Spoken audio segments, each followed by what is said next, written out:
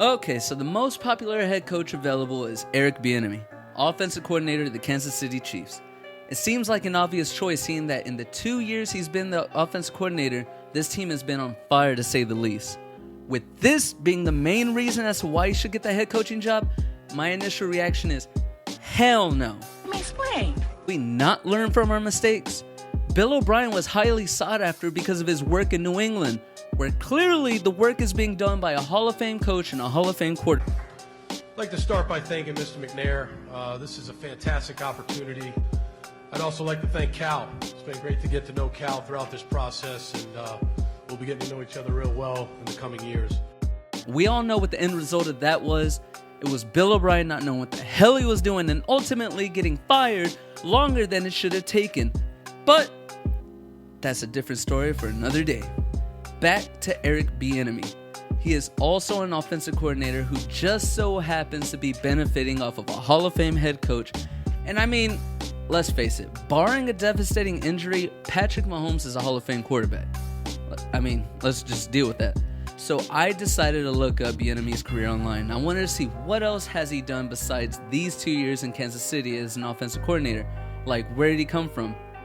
And one of the first things that I noticed that professionally, this was his only offensive coordinating job.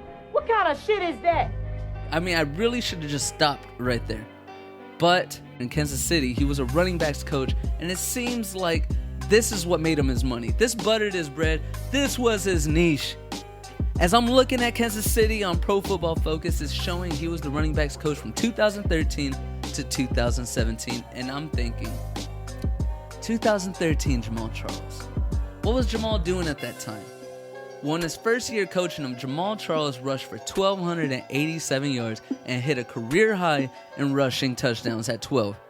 He also had a career 693 receiving yards and 7 receiving touchdowns and was selected first team All-Pro.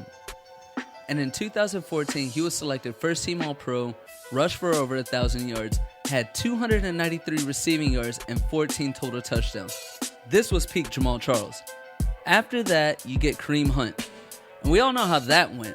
And now, a message to fantasy owners from Kareem Hunt. Should have started me, idiot. Led the league with 1,327 yards, and if there's one thing that we all knew about Kansas City is that they love to run the ball, and they can run it well.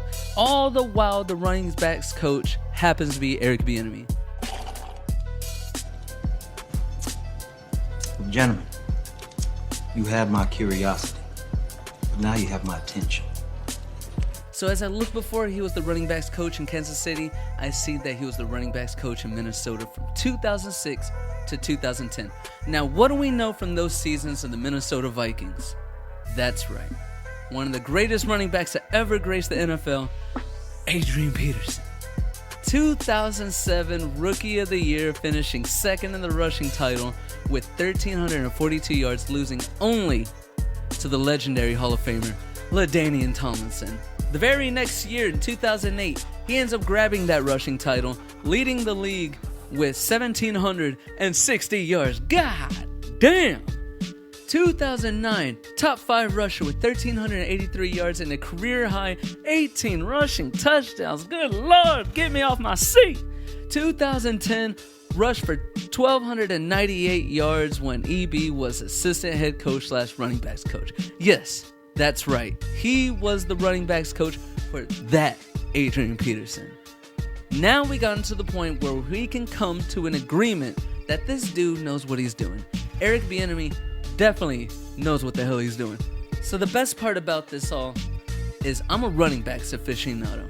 I'm a big fan of the running back. One of the main reasons why I liked having Gary Kubiak over here. One of the main reasons why I wanted Kyle Shanahan over here. Because I'm a huge fan of running the ball. Of course, I know you need a franchise quarterback, but you want to be able to know how to run the ball. I feel it's the most fundamental and highly underrated trait in this sport, because that's what makes the game easier. And if you know how to run the ball, everything else comes to place. You do not want to be quarterback dependent. You want to be able to set the tone for the game, and it starts in the trenches. You control the clock, and you grab the game by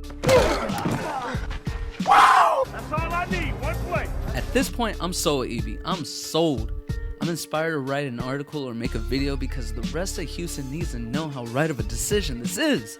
As I'm getting ready to get it started, I noticed that before he went to Minnesota, he was actually coaching in college in UCLA.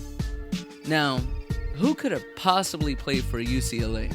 Maybe it was just a running back that may have had a good career in college, and it just didn't translate that well into the NFL. That would be enough for me, like Javid Best or CJ Spiller. I mean, I'll take it. It just shows me you're not just a running backs coach. You know how to coach running backs. I mean, clearly based off everything I researched already, you were that guy. So I searched UCLA 2005 roster on the good old Google machine.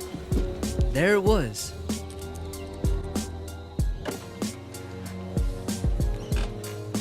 I Cam Newton slide off my chair because what sits on my laptop is of no other running back other than Maurice Jones-Drew. I said, that is it.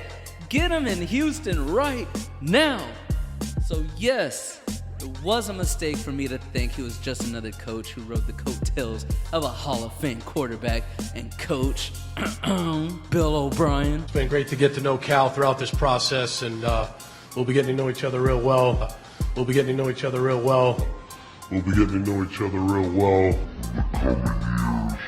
No.